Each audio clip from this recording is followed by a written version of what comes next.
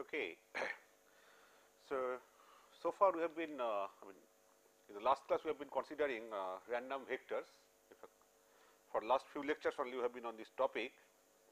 So today we will be, considering characteristic functions for random vectors. See, you remember, earlier we considered only a single random variable, and with respect to a single random variable we consider a characteristic function. So that time it was a function of just one frequency variable omega 1. Then we extended that to the domain of two random variables. So that time also we had a characteristic function. It was a function of two variables, two frequency variables, omega 1 and omega 2. So now that whole approach will be generalized to a random vector that has got, say, n number of random variables, right. So we will be considering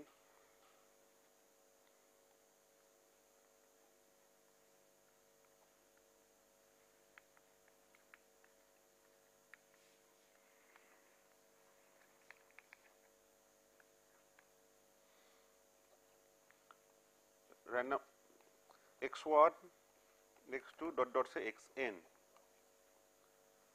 Okay, there are n random variables.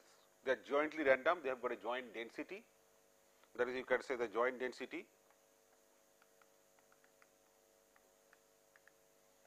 joint probability density. This is for probability. Obviously, you can understand that since there are n random variables, we will have n frequency variables now, omega 1 associated with x1, omega 2 associated with x2 dot omega n associated with xn. Okay. So the characteristic function, if I define a vector, in my case all vectors are actually column vectors, whereas in the book by Papoulis he normally takes vectors as row vectors. There is a difference you may find. Okay. This is row. If you put a transpose, it becomes a column vector. Okay. So the characteristic function actually becomes a function of n random n variables, n frequency variables, omega 1 to omega n. In fact, it should be this.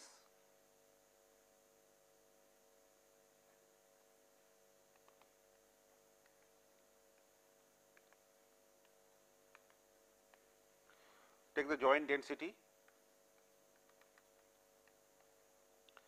and multiply it by j omega 1 x1 plus omega 2 x2 plus dot omega n xn, integrate with respect to x1 x2 up to xn.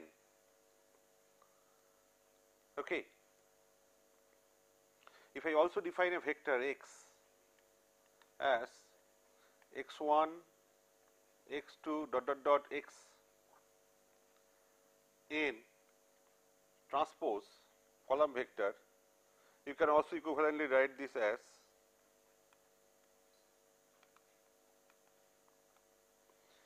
p of x1 to xn e to the power j. You can see I can always write it as omega transpose x. That is, omega transpose gives you this row vector omega 1 to omega n multiplied by a column vector x1 to xn. If you do this row into column, you will get this term omega 1 x1 plus omega 2 x2 plus dot omega n xn. This is a compact way of writing. Okay. And this is as before. So this is the characteristic function.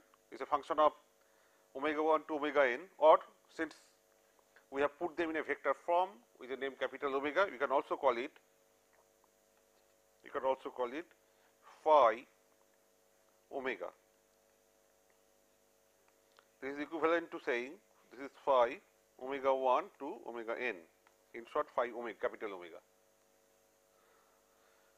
Okay. This is a characteristic function. And like before,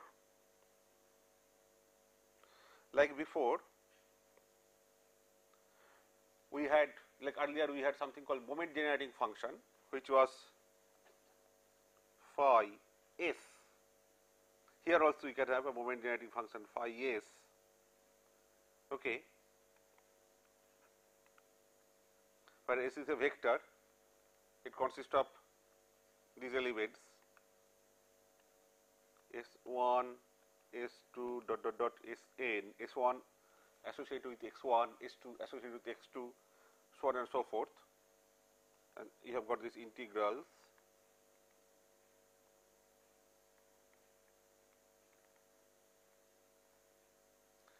Now, it is the power S1 x1 plus dot dot plus Sn xn dx1 dot dot dot dxn, which also you can write as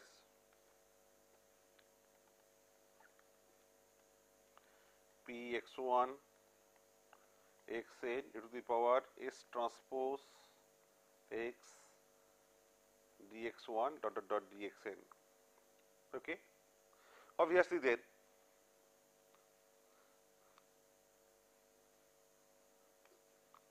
the characteristic function phi and moment generating function, though I am using the same symbol, I am putting an underscore here.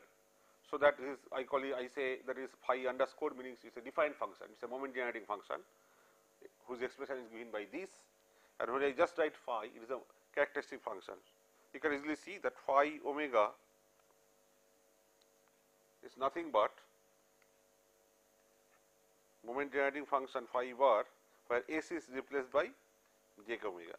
That is, here if S is replaced by j omega vector, you get back your characteristic function. That is very simple, right. Also, as before, you can get back the joint density from the characteristic function, because after all this is a Fourier transform relationship. Okay. That is, as you have seen, the characteristic function phi omega vector is nothing but, I am rewriting the expression again, joint density multiplied by e to the power j omega 1 x1 plus dot dot dot plus omega n xn dx1 dot dot dot dxn. You can easily see that this is nothing but Fourier transform of, if this stands for Fourier transform, this function px1 to pxn at these frequencies minus omega 1 dot dot dot minus omega n. That is, if you really evaluate the Fourier transform of these, but put a negative sign with the frequencies, then you get this expression. I mean, there is no negative sign that comes in this exponential, okay, because negative and negative cancel, it makes positive. If that be so, then how to get back px1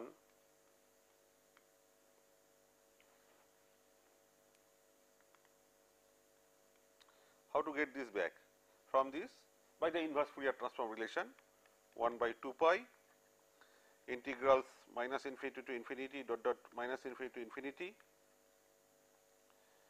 Okay.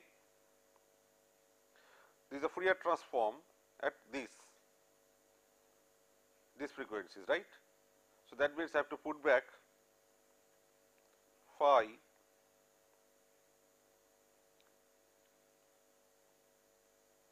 that is phi minus omega is actually the Fourier transform of this joint density at omega 1 to omega n. Okay. So, joint density is nothing but inverse Fourier transform of phi minus omega. So, phi minus omega, if you put, omega is the vector here, capital omega, that consists of all the elements omega 1 to omega n, small omega 1 to small omega n, and then you have got j minus, this is the inverse relation, right.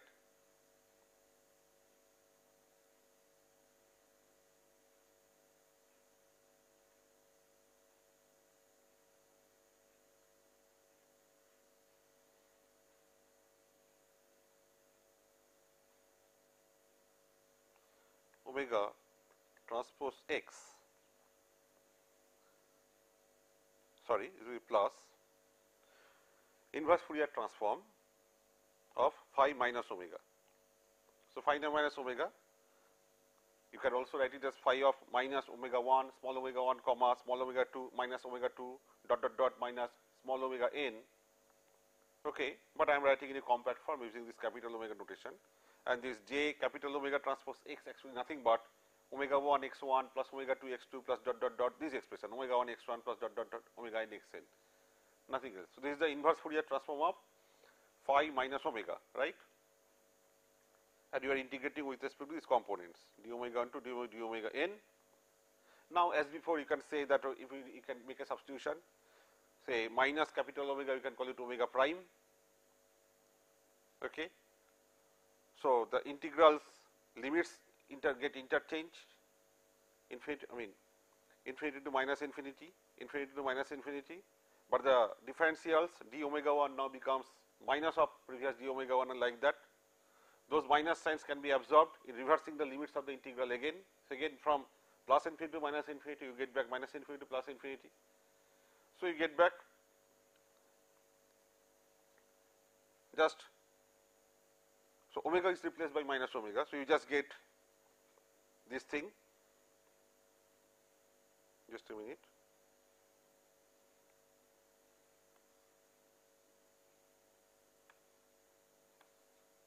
I hope you understand what I said, because I have done this exercise many times in the past. So, I am not doing it again, I am just telling orally. Okay. That is, replace each minus omega 1, replace each omega 1 by say minus omega 1. You can call it a minus omega prime like that. So, this integral limits they get interchanged plus infinity to minus infinity, and all the differentials d omega 1 becomes minus d omega 1 like that. Each minus sign can be absorbed in the integral limits again, so that you get back the original position of the limits from minus infinity to infinity, okay, and no negative sign then. Phi minus 1 minus omega becomes phi plus omega, and in the kernel in this exponential you get a minus sign, which then gives you this thing, that this joint density is nothing but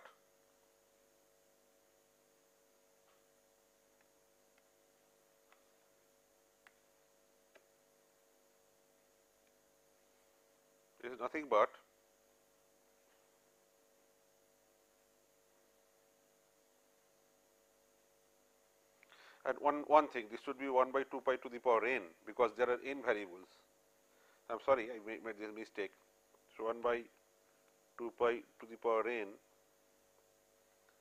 minus infinity to infinity dot dot dot minus infinity to infinity, and phi omega e to the power, maybe I erase this here because it is getting bit crowded, congested here. So, it is better I write it somewhere else.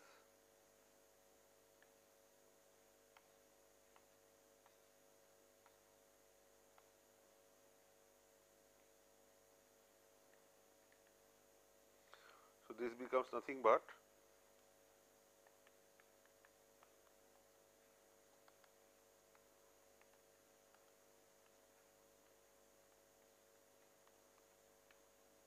now my minus sign comes omega transpose x d omega 1 dot dot dot d omega n.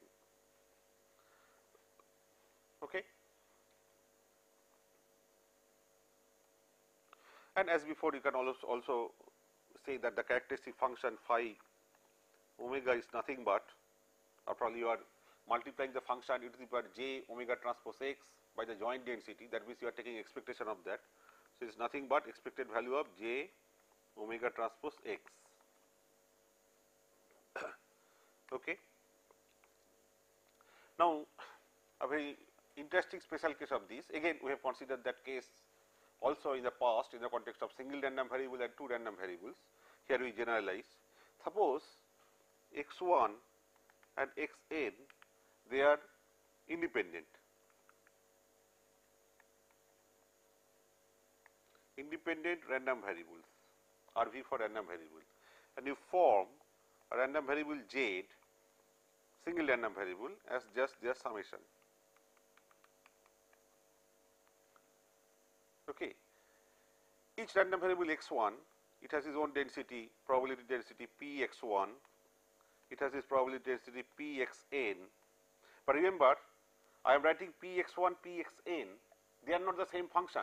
It is not that I have got the same function and x1 is replaced by xn. Actually, I should put p1, pn and like that, but I suppose I can skip this subscript and you can understand that p x1 is just the density function for x1, Pxn is the density function for xn, and they are not the same function.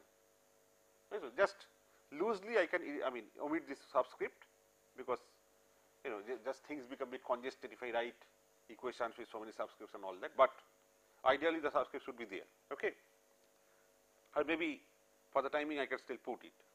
My question is, given the probability densities of x1 to xn, what is the probability density of z? First, characteristic function of z. Okay, what is the characteristic function of z? Phi z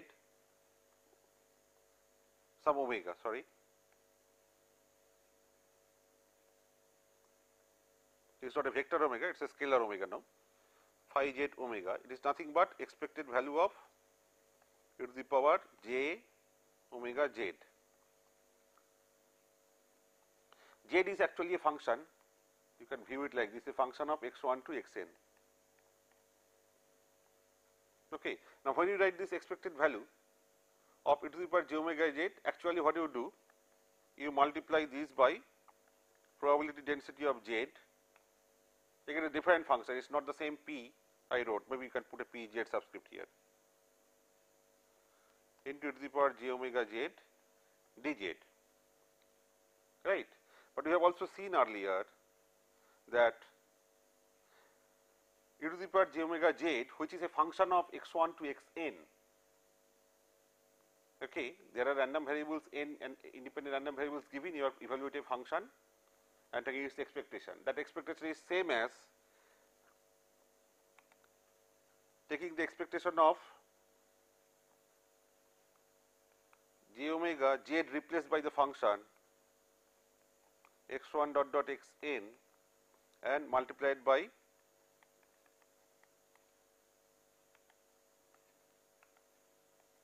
we have done this in the case of single variable and two random variables, that is expected value of a function of some random variable, maybe one or two random variable, is same as replacing in that function those,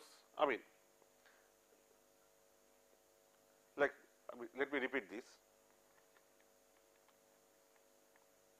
That is, suppose you are given a function z of say two random variables x1 and x2, and then you are evaluating the expected value of e to the power j omega z. So, multiplying by the probability density and integrating. We have seen, at least in the context of single and two random variables, that is same as evaluating the function first not as z, but directly as x1 to xn and taking its expectation with respect to x1 to xn. That is multiplying by the joint density and integrating. Both will be same, that we have seen. Okay. If you do that, and that treatment can be extended to the invariable case, that I am not going into, because intuitively that should be clear.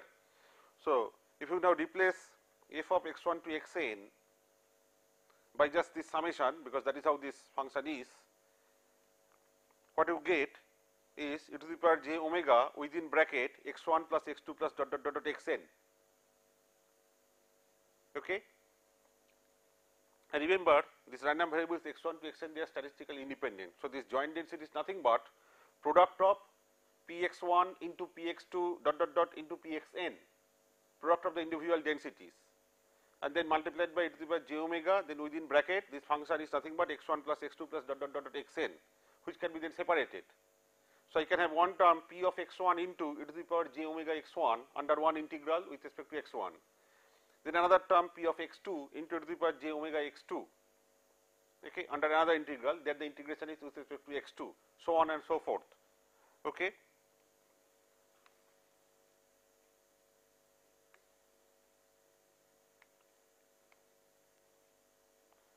That means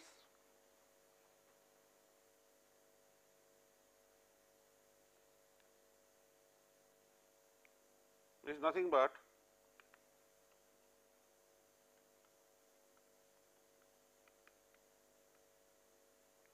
omega is common, there is only one omega now, that is the difference, because omega came from the characteristic function of z, z was a single variable, so it has only one single frequency omega. So, same omega is will continue on the all the integrals multiplied by dot dot dot dot Pxn, I would call it P1, Pn, okay, is the power j omega xn dxn. This is nothing but the characteristic function of x1 with frequency omega dot dot dot characteristic function of xn with again same frequency omega. So, that means phi z omega is nothing but phi 1 omega dot dot dot multiplied by then phi n omega, right. So, product of several Fourier transforms gives rise to the characteristic function of z. So, we know the convolution theorem. This means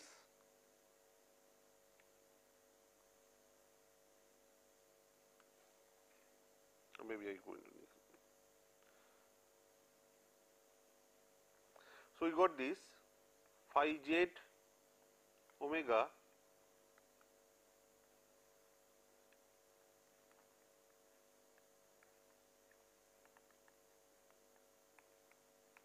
so, from convolution theorem I know if I take the inverse Fourier transform I get here probability density of z, that will be nothing but convolution of the inverse transforms of these functions.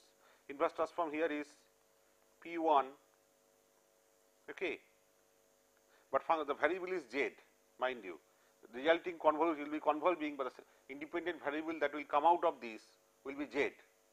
So, P1 z star P2 z star stands for convolution star Pz Pn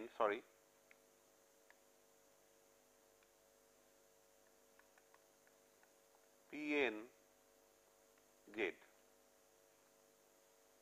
okay. So, if a random variable z is formed as a summation of n number of independent random variables, then the resulting probability density for z is nothing but the convolution of the individual densities of those random variables. Okay. Same result can be extended in the discrete case also. In the discrete case also we can define characteristic functions. Okay. Maybe we can quickly do that. Suppose x is a, we did not do this in the case of single variable or two variables also. So, quickly suppose x is a discrete random variable, it takes values, okay, it takes values from this set, say x1, x2, these are some constant values now, okay, or maybe I replace x because x1, x2 I have already used. It takes values like a1, a2, they are all numbers, maybe 10, maybe 15, maybe 17, maybe minus 10, like that. It can be finite, it can be infinite, okay, dot dot dot dot I am putting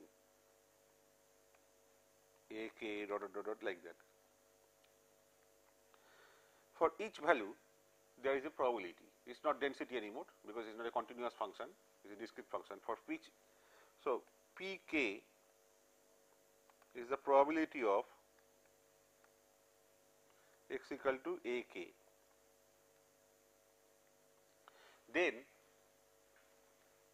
and of course, you can imagine that suppose a1 is 10 and a2 is 15 and there is no number between them, you can assume that there are still numbers 11, 12, 13, 14 like that, but x has probability 0. I mean the probability that x can take the value 11 or 12 or 13 or 14 is 0. So, that way you can say that x is a discrete random variable which takes any value, any integer value from -infinity to infinity, but for certain integers it has got non-zero probability and for certain integers it has got 0 probability. Okay. That way you can define then the characteristic function as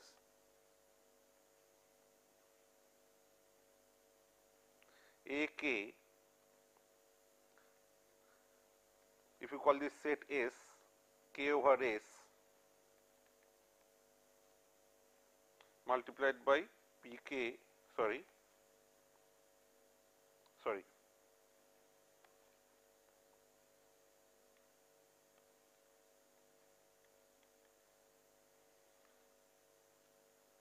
probability multiplied by j. Now, this frequency omega, it is a discrete frequency, it is a digital frequency, its unit is radian. I hope, I mean, you have done little bit of DSP, so you know the difference between discrete time Fourier transform and analog Fourier transform. Here j omega a k, and if I go by the notation of Oppenheim-Seyfert, then the discrete time, I mean, or the notation used in DSP, this is actually written as a function of not omega, but e to the power j omega, just to emphasize that we get a power series in terms of it is by j omega. So both E and J are constant, omega is the variable, but this is the style of writing, and this omega unit is different from earlier. It is now radian. Earlier it was radian per the unit of the variable. If the x is time, then radian per second. If x is some space, radian per that unit of space, and like that. Okay, but here it is just radian omega. This comes from purely DSP, and then again pk can be found out by the inverse DTFT relation, inverse discrete time Fourier transform relation. Okay, that is pk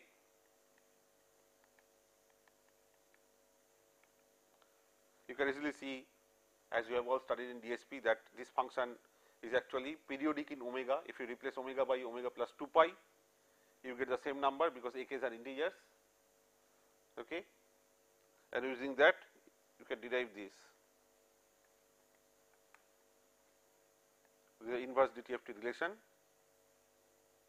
Only thing is, this exactly not DTFT because there is a plus sign. So, I will call it DTFT of pk. DTFT is the sequence pk, but at frequency minus omega. Okay. So, inverse DTFT, that means phi e to the power minus j omega is the DTFT of pk. So, pk is nothing but inverse DTFT of phi e to the power minus j omega. So, you can put a minus j omega to start with, and then e to the power j omega n, this is the formula, j omega k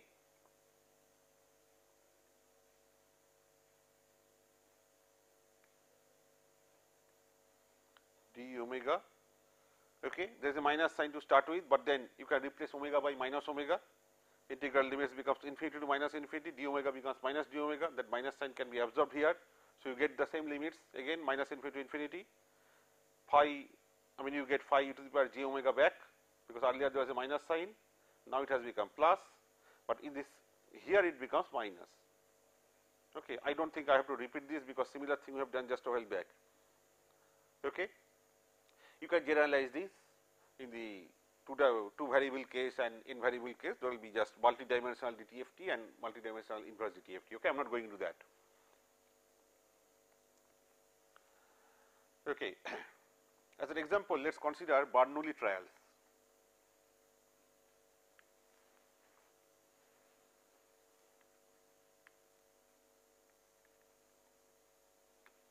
Suppose a coin is tossed n times. A coin n times. Okay. Xi is related to ith toss,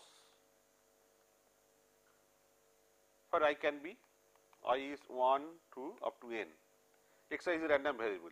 It takes value 1 if head comes, it takes value 0 if tail. So, that means probability of xi equal to 1 is nothing but probability of head, which could be say A. I am not saying that coin is a good coin, it may be biased coin. So, it is not that tail and head they have the same probability half and half, it is more general A, and P xi is equal to 0, that is xi takes the value 0, is nothing but the probability of tail occurring,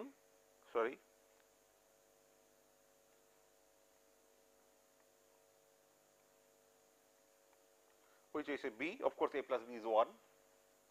You can also see that the random variables xi, that is x1, x2 up to xn, they are mutually independent, because one toss has got no influence on the subsequent toss or the toss that was executed before. So, they are independent, right. So, we can use, I mean we know now suppose Next, we form a random variable z as x1 plus x2 plus dot dot dot dot xn. So, out of n trials, we find out z. So, z can take various values. It may so happen that both x1, x2, I mean up to xn, they all took value 0, that is all were tail. So, z minimum value of z is 0. Then it can so happen that out of n, 1 is head, rest are tails, then z can be 1 and then z can be 2 and maximum value of z that is permissible is n when all are head. Okay. So, that way one way you can find out what is p probability of z equal to k. That means k elements, k variables take k of these n variables, they take value 1, that is they correspond to head and rest corresponds to tail. Okay. This we can find out directly by finding out, okay, I mean finding out the probability directly, but we can see, we can show, and we know the expression also, but we can show that by using the characteristic function theory also we get the same probability for p of z equal to k. Okay. We have already seen, okay, consider the characteristic function of z.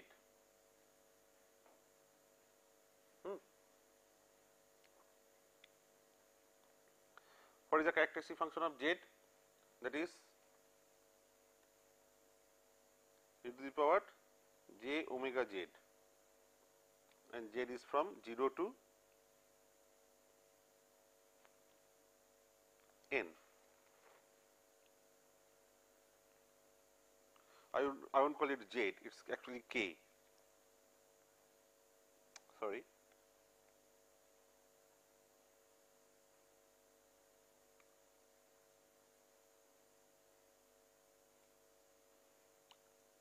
So, z taking value 1, z taking value 2, z taking value 3, each has a probability, and that k comes here, k is from 0 to n.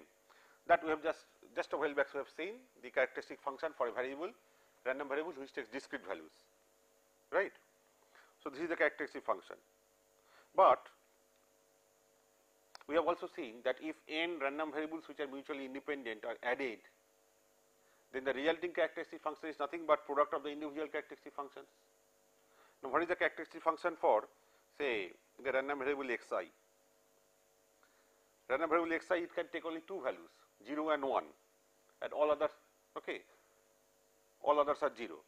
I mean for 0 and 1, for 1 it has got a value, I mean the probability of a, for taking value 0 it has a probability b, for taking any other value probability is 0.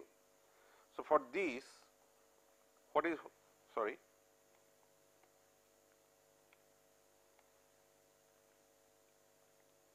what is the characteristic function phi I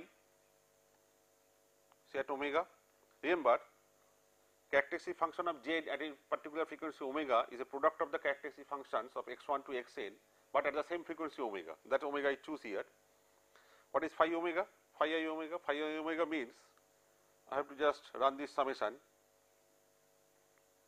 but xi can take only two values for which probability is non-zero. Okay. So, xi is equal to, you can say, some integer l, e to the power j omega l. L can be, this is the general formula where L could be from minus infinity to infinity, but we have seen that xi can take only two values, 0 and 1.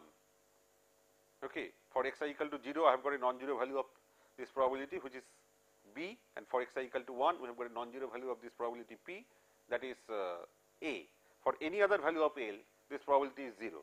That means in this summation I just take, this is a general formula for the characteristic function. Okay. But in this case we take only two values, L equal to 0, L equal to 1. For L equal to 0, this is b, and b into e to the power 0, that is 1. So, you get term b, and then for xi equal to 1, p of that, probability of that is nothing but probability of head occurring, which is a. So, a into e to the power j omega L equal to 1, so e to the power j omega. So, this gives rise to a e to the power j omega plus b. Okay. And I have to just multiply this probability, this characteristic function. Okay.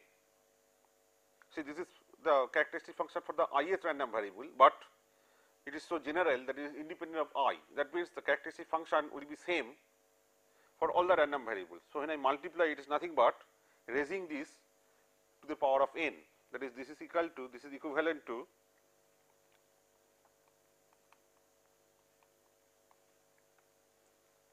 now you can use the binomial theorem.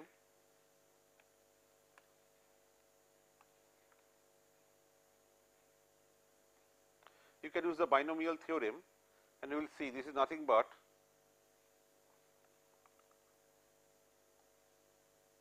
n c k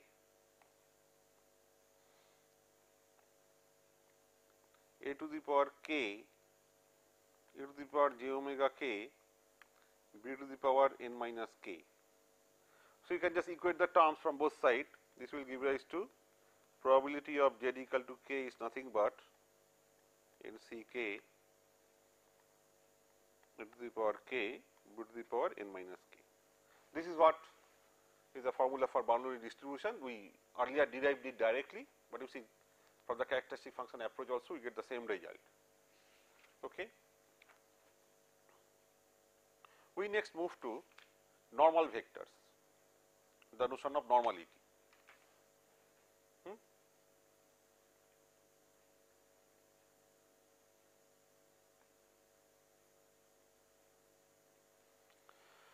A set of random variables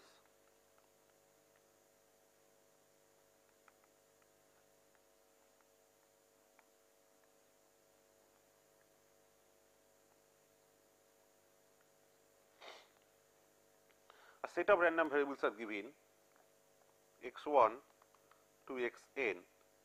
We will say they are jointly normal and Gaussian they are same, jointly normal or Gaussian equivalently if and only if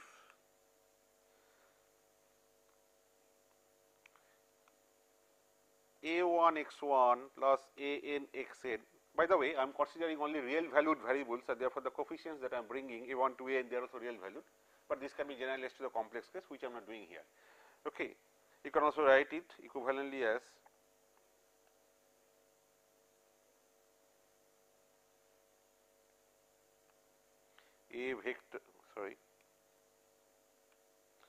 a vector transpose x vector, where a is nothing but this a1 to an, x nothing but as before. If this is, which is a scalar variable, is a Gaussian RV random variable for any a, that is, you choose any coefficients a1 to an from this summation, you get a random variable, that must be Gaussian. So, if this is true for any choice of a, that you choose any a vector, but the resulting variable is Gaussian, then only it will be called, it will be said that x1 to xn they are jointly Gaussian. Obviously, you can see that if they are jointly Gaussian, any subset also is Gaussian, jointly Gaussian. First, suppose you take a1 to be 1 and a2 0, a3 0, an 0. So, you get back only x1. So, if this is jointly Gaussian, that means x1 is Gaussian. Same for x2, same for xn. Then take a1 equal to 1, a2 equal to 1, rest 0. So, that means, or maybe a1 and a2 non-zero and rest 0. So, that means a1 plus x1 plus a2 x2, that is Gaussian for any choice of a1 a2, that means x1 x2 they are jointly Gaussian, so on and so forth. Okay. All right. Now, we will see. So, this is a general definition. Now, we will see that suppose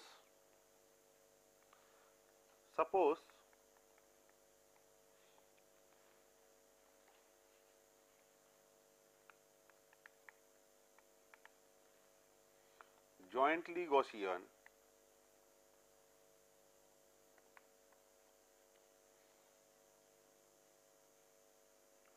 and EXI, they are 0 mean. To make life simple, they are 0 mean for I equal to 1 to n. That is, each has 0 mean, and E of this vector x X transpose, which is in this case covariance matrix, is C, that is covariance matrix.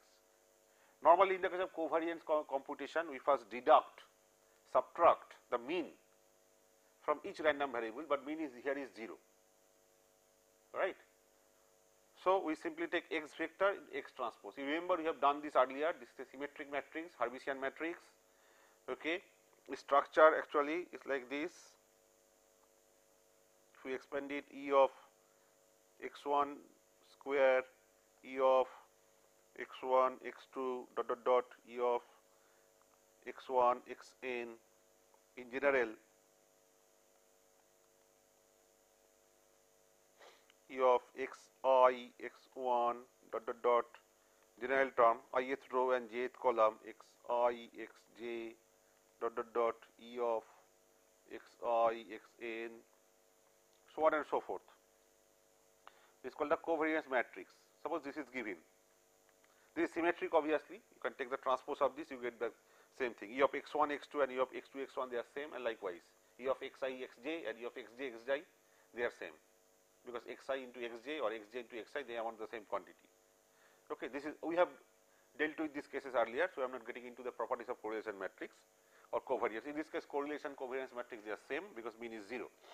Okay.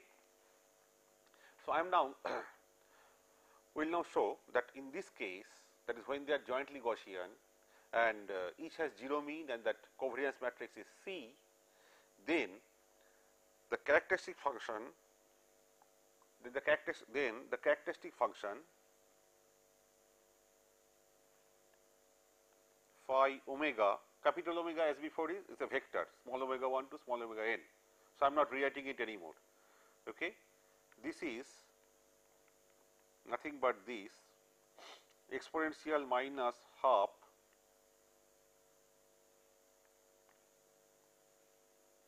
omega transpose rho vector, because my omega is capital, my omega is column vector always, unlike Pauli's where the standard definition where he takes the vector to be always in row form, my vectors are in column form. So, I put transpose phi transpose C phi.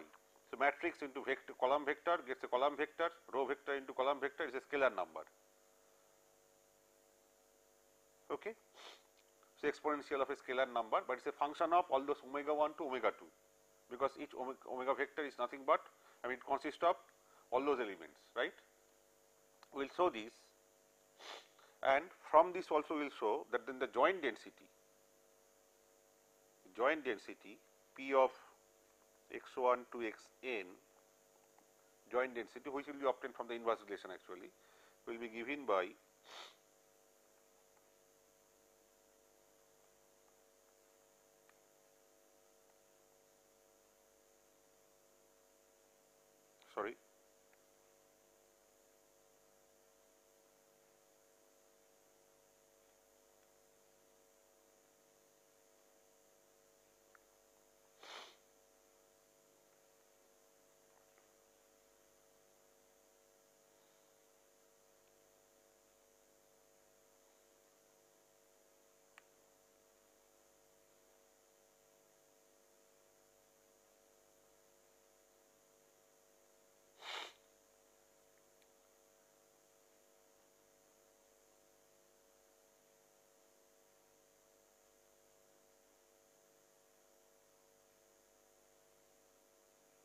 exponential, always remember this is a general formula for multivariate or multivariable Gaussian distribution, half x transpose inverse of this matrix C inverse x.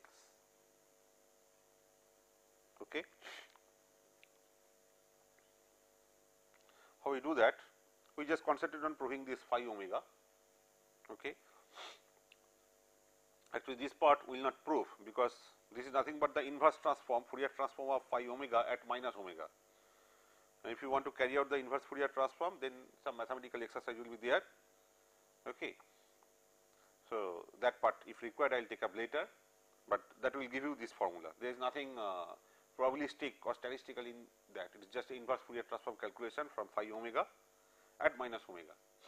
Okay. So, we concentrate on proving this fact that characteristic function is of this form. How do you show that? Now, you see, suppose we form a variable z as omega 1 x1 and omega n xn. Since x1 to xn they are jointly normal, z is then a Gaussian variable or normal variable. You can also write it as omega transpose x. Okay. What is Ez? Mean of z will be 0, because mean of z is nothing but mean of omega 1 x1, that is omega 1 into E of x1, which is 0, same here. So, E of z is 0 obviously. And what is E of z square? That is covariance, variance, in this case variance because single variable, or okay, that is nothing but E of omega transpose x, and since it is a scalar number you can take its transpose, because scalar number and its transpose they are same. So, z into z, so this is z, and then I write z transpose, because z and z transpose will be same as long as z is a scalar. But if you take the transpose of z, you get x transpose omega, and you can push this E operation directly on x transpose, because that is the only random part. So, omega transpose C, because E of x transpose is C, there is an input correlation matrix this. Okay. You can see that this you can also write as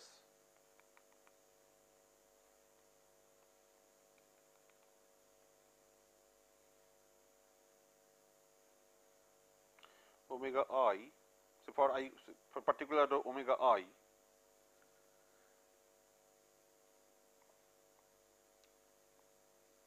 Cij omega j. So, forget about omega I, keep it in the outer summation first. This inner summation Cij omega j will give you what? Ith row of C matrix, you are moving over columns, that is you are varying j and multiplying the w's. So, ith row times ith row of C times the column vector omega, you get a scalar number that you get out of this. Okay. That you multiply with the ith element of this omega transpose, which is omega I, and then now do it for all i's. That is how you get this. Okay. Now, you remember one thing, earlier we had considered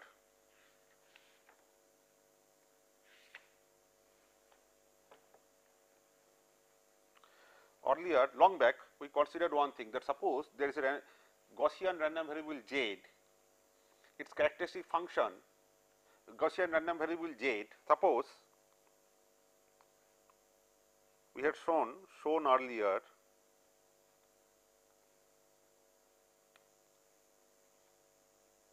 that if x is single Gaussian variable or normal, Ex is not 0 but some eta, and Ex minus eta square is sigma square, then the corresponding characteristic function for this Gaussian case was shown to be e to the power j eta omega times e to the power minus omega square sigma square by 2. This you have seen earlier. Here also we have got a Gaussian random variable z, but that has a mean eta equal to 0. So, that we put 0 here. The moment we put 0, you get only this function. Okay, e to the power minus omega square sigma square by 2. Sigma square is nothing but the variance of z, that is E of z square, which is this. Okay. That means using this, I erase this part.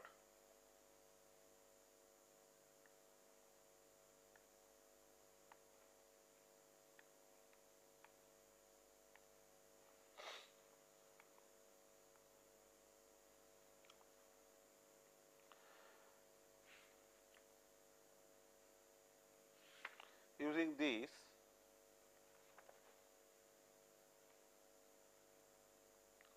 we have the characteristic function of z, that is E of e to the power j omega z. There is a characteristic function of z, that is nothing but e to the power minus sigma square. Sigma square is this expression, omega transpose c omega. Okay, you can call it sigma z square. So minus e to the power sigma z square omega square by 2. This is the characteristic function at particular omega. Suppose I took omega equal to 1 now. So this gives rise to e to the power expected value of e to the power jz. What is that? E to the power minus just sigma z square by 2. Okay. But what is e to the power? What is expected value of e to the power jz? That is multiply e to the power jz by probability density of z, integrate. But z is a function of x1 to xn. So expected value of e to the power z can also be written as multiplication of e to the power j, then this quantity omega 1 x1 plus dot dot dot plus omega n xn, that is capital omega transpose x, multiplied by the joint density of x1 to xn. Okay,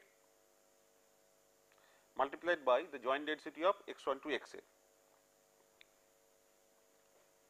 Okay, and what is it? There is nothing but the characteristic function of x1 to xn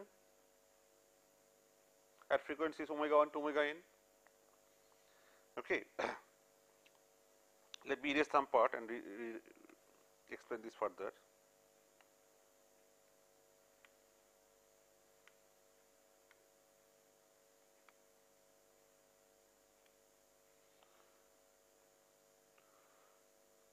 But e to the power expected value of e to the power jz is also same as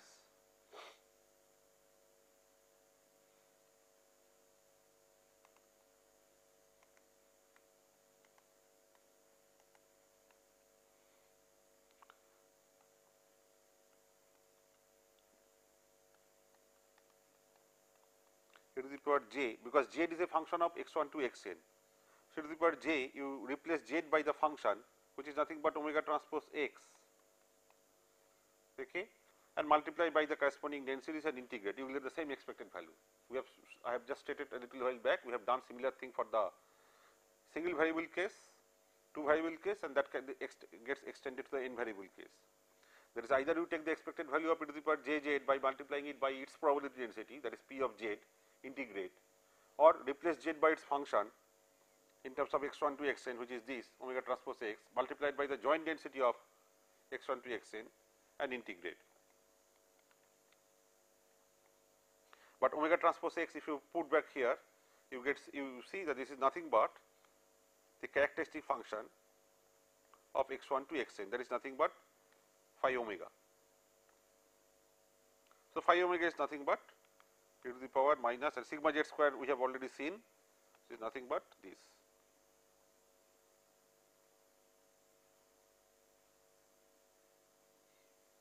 Omega transpose C omega.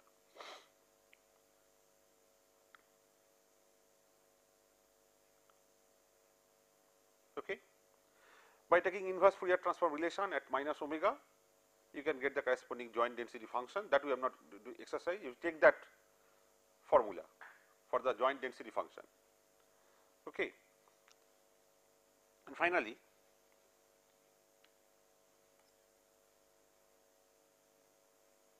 that is, you just take the inverse Fourier transform of phi omega. You take the inverse Fourier transform of these at minus omega. That is, you take inverse ft at minus omega, that will give you probability density of this x vector, that is x1, x2 up to xn. So, that inverse Fourier transform integration is just a calculus exercise that I am not doing here, time does not permit, and it is not required. You can just trust me and you can use this expression always, that is I am rewriting only delta is the determinant of the matrix C, I forgot to mention.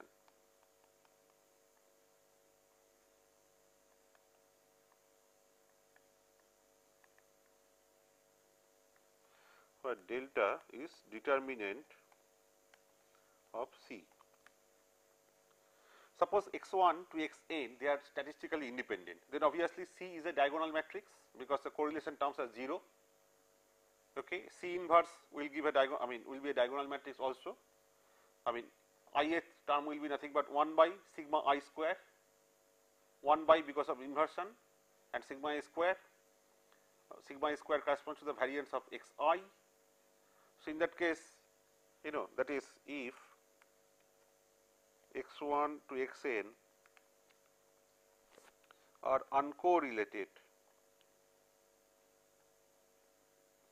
then C diagonal, C is a diagonal matrix, okay.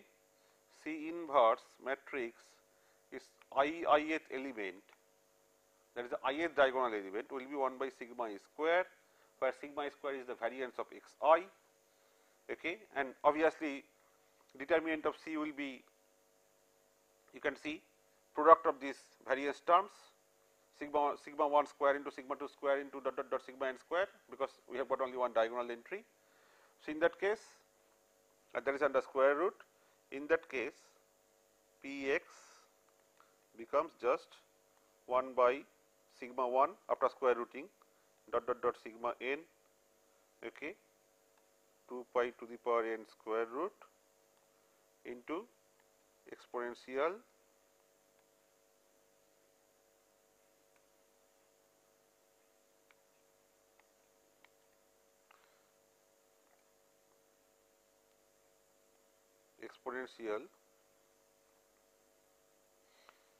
minus 1 by 2 sigma 1 square minus 1 by 2 sigma 2 square dot dot dot minus 1 by 2 sigma n square.